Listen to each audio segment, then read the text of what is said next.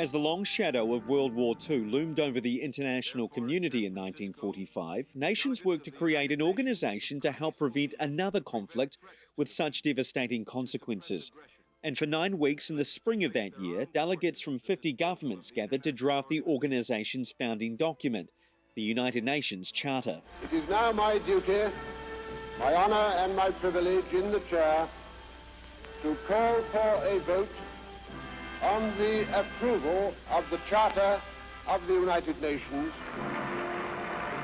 Thursday marks the 80th anniversary of the document's signing, one that still guides an organisation that has grown from 50 original signatories to 193 member states.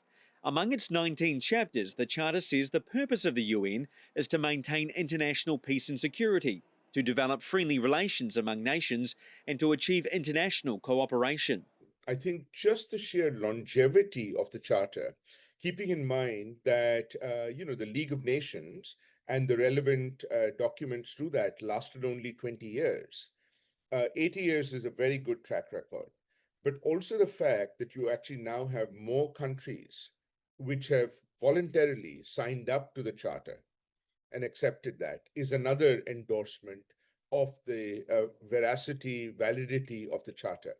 UN analyst Daniel Forty says the founding members of the United Nations likely did not anticipate how it would evolve, expanding its membership so significantly and broadening its scope of work.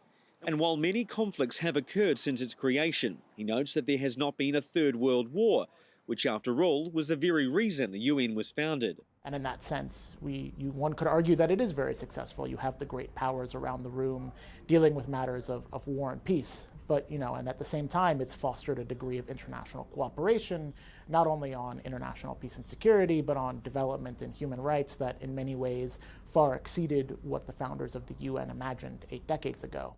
The United Nations, though, faces challenges in solving the crises of today, including conflicts and wars in Ukraine, Sudan, Gaza, and recent hostilities in Iran.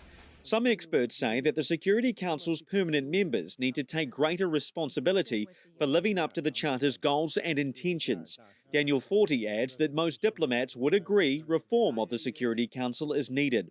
While the UN faces many obstacles, Secretary-General Antonio Guterres this week said that the UN is a living miracle, forging peace, tackling poverty, hunger and disease. And in a time of financial difficulties and geopolitical instability, the international community may need to rely on the UN founding document more than ever. Mitch McCann, CGTN, at the United Nations in New York.